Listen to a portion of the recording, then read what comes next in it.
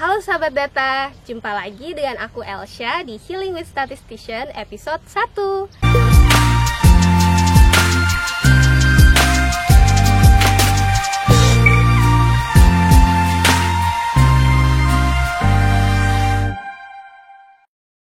Hari ini aku mau ngajakin kalian buat healing tipis-tipis nih di Kota Prabu Muli.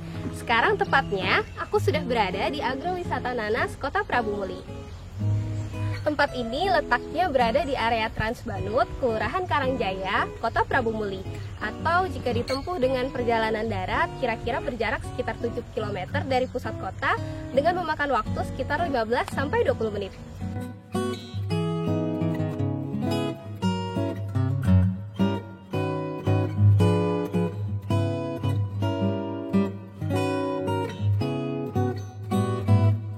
Kebetulan sekali hari ini kita sangat beruntung karena bisa bertemu dengan owner dari Agrowisata Nanas ini secara langsung. Di sebelah saya sudah ada Bapak Siska Antoni. Saya panggilnya Mas Ateng aja ya. Ya, saya penasaran sekali nih Mas Ateng ya. Mas Ateng kan kayak yang tadi saya bilang masih muda. Apa sih yang pada akhirnya membuat Mas Ateng itu memulai usaha agrowisata budidaya nanas ini? Sementara yang kita tahu rata-rata anak milenial di luar sana kalau nggak berprofesi jadi dokter, polisi, guru, bisa dikatakan sangat sedikit sekali yang terjun ke dunia pertanian. Bisa diceritakan sedikit ya Mas? Jadi sebelumnya saya cerita dari awal sampai terjadinya sampai saat ini. Saya selaku petani dan anak dari petani, saya miris melihat nanas ini ikon Kota Prabu Muli. Petani nanas, mereka bisa dibilang begitu-begitu aja. Nah, di situ saya selaku petani nanas, saya sampaikan, ayo kita gali. Melewati nanas ini, tidak mungkin nanas ini tidak ada nilai ekonomi yang lebih, dan kita tidak mungkin kok kita tidak bangga dengan produk dan ikon kota kita. Bagaimana kita membuat kita bangga dengan tanaman kita, gitu loh. Namun sangat banyak para anak petani yang kira-kira arahnya tidak terarah. Biar kita yang mengasih contoh secara langsung.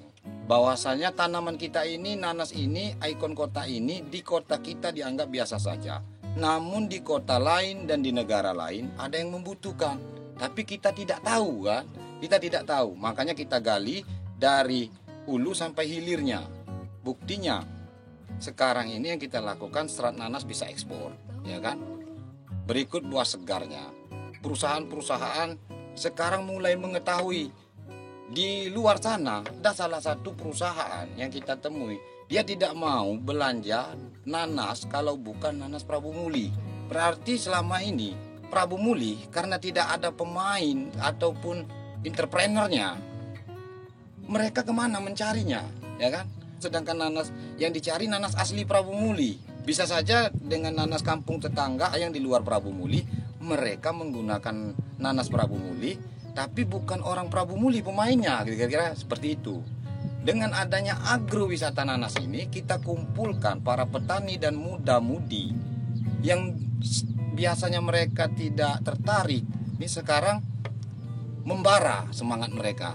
Di sini agrowisata nanas ini bukan sekedar agrowisata nanas, agrowisata edukasi. Jadi di sini edukasi yang dimaksud bisa berwisata dan menimba ilmu. Dan kita mendidik para milenial-milenial yang ingin bergerak di bidang pertanian, bukan sekedar di nanas, namun memang nanas di sini yang kita besarkan.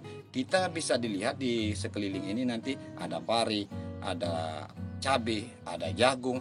Kita tanam semua nanti di sini. Kita kasih ilmunya. Bagaimana pengeluarannya sedikit, untungnya besar. Ayolah, daripada nongkrong-nongkrong gak keruan, kita mending bikin kegiatan. Ini kan mau tahun baru, kita nanam jagung aja, sebentar lagi panen tahun baru. Para petani belum melihat secara langsung, biasanya belum tertarik. Tapi begitu kita tanam jagung, timingnya pas tahun baru misalnya, tanam jagung, panenlah jagung, ya kan? Begitu panen jagung, oh iya ya dapat uang, gitu loh. Barulah mereka tertarik. Nah itulah yang saya lakukan, membuat agrowisata nanas edukasi ini.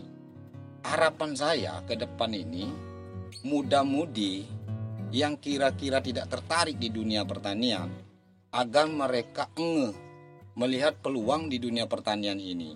Makanya kita sudah gencar juga mainkan di media sosial pun kita mainkan agar kita memberi tahu secara langsung gitu loh. Ayo datang ke sini kalau misalnya memang ingin menimba ilmu di dunia pertanian yang kira-kira menurut kamu cocok untuk kamu, ya bahasanya seperti itu.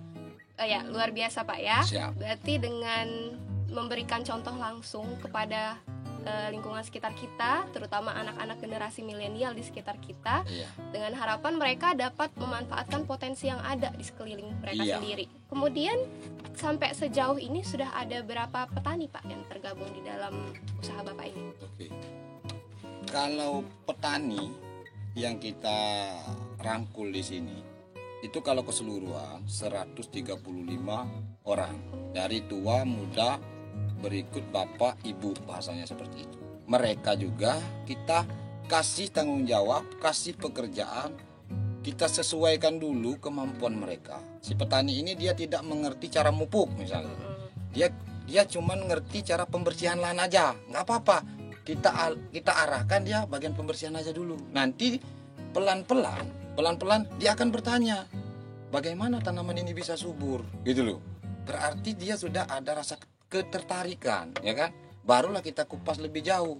Kamu mau gimana? Kamu mau uji coba tanam 1 hektar atau setengah hektar?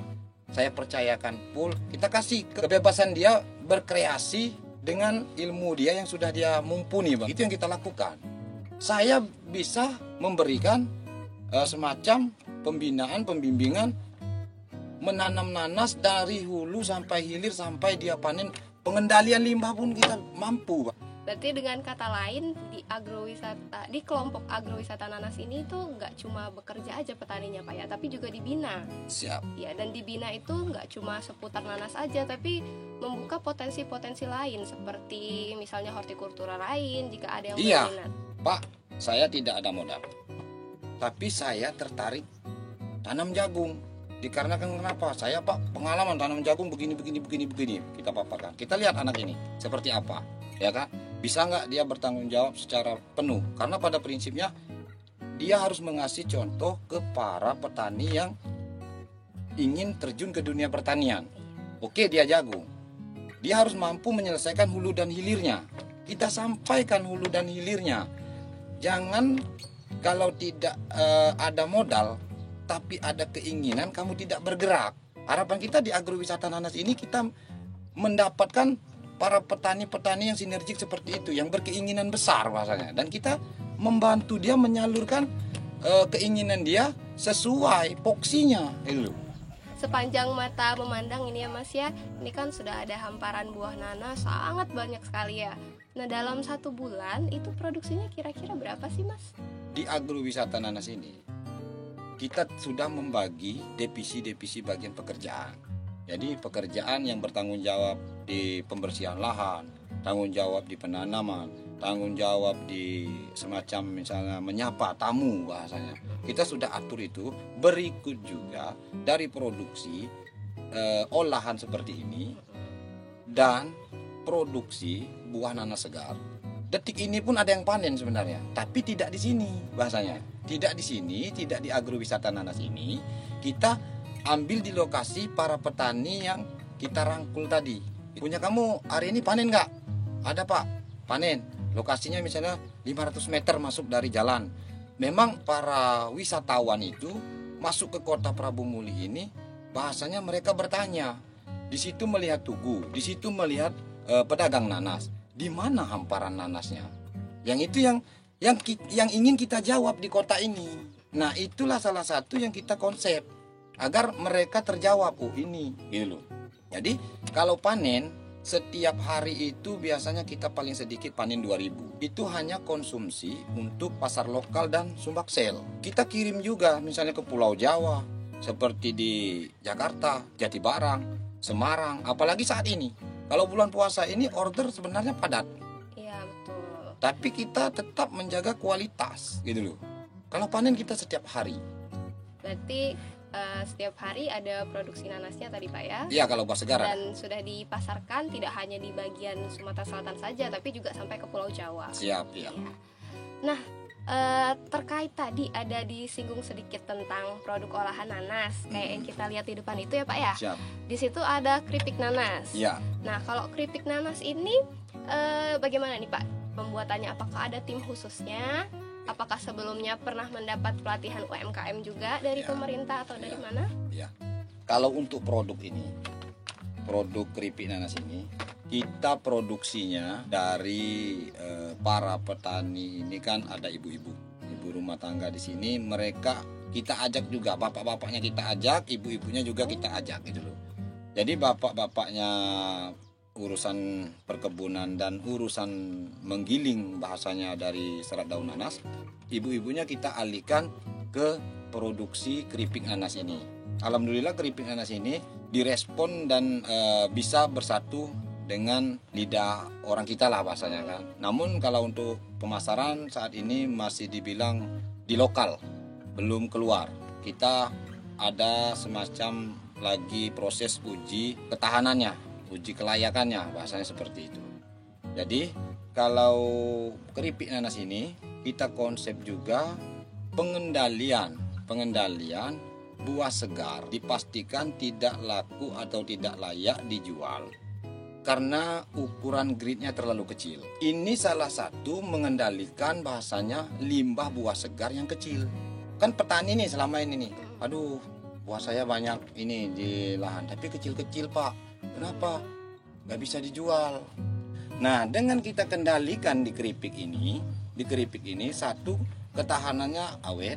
Kedua, buah nanas yang nilai ekonominya rendah di petani kita beli, harganya ngangkat ya kan, dan sudah menjadi produk turunan seperti ini, harganya pun naik. Jadi terkendalilah buah segar ini. Namun kita bergerak apa yang ada dulu daripada kita berbicara tapi tidak dilakukan secara nyata. Untuk skala besar kita belum ada logistik yang besar. Keripik ini ada juga limbahnya menjadi kulit nanas dikemanakan? Kita kendalikan dengan ternak gitu loh. Ternak mengeluarkan kotoran, kembali lagi dia ke tanaman nanas gitu loh yang kita lakukan. Kalau kita balik lagi ke cerita di balik keripik tadi ya Mas ya, banyak sekali nilai positif yang bisa diambil. Yang pertama, pemberdayaan wanita yang ada di sini, di mana ibu-ibu biasanya hanya di rumah menjadi lebih berdaya. Yang kedua, pemanfaatan buah yang nilai ekonomisnya lebih rendah. Sehingga dapat dimanfaatkan dan bernilai ekonomis yang lebih tinggi di pasaran. Nah, kemudian untuk pengolahan limbah itu dari mana sih Mas terpikir untuk mengolah limbah? Karena kan yang kita tahu hanya buah yang punya nilai ekonomis. Nah, tadi sudah disinggung juga soal pengolahan limbah daun menjadi benang ya Mas ya? Oke.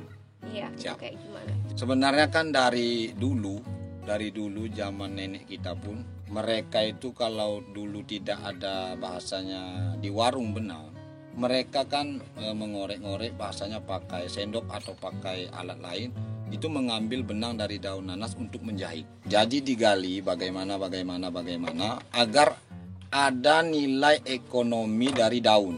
Alhamdulillah perjalanan proses kita menemukan kolaborasi cerita dengan para petani, dengan para sahabat, bahkan dengan pemerintah setempat. Kita sampaikan, kita paparkan kolaborasi dengan dari hulu ke hilir bisa produksi dari serat daun nanas ini. Serat daun nanas ini kan kembali lagi minim pengetahuan para petani. Namun alhamdulillah kita malah lebih banyak tahu. Serat daun nanas ini sangat banyak negara yang membutuhkan. Kita kendalikan menjadi keripik.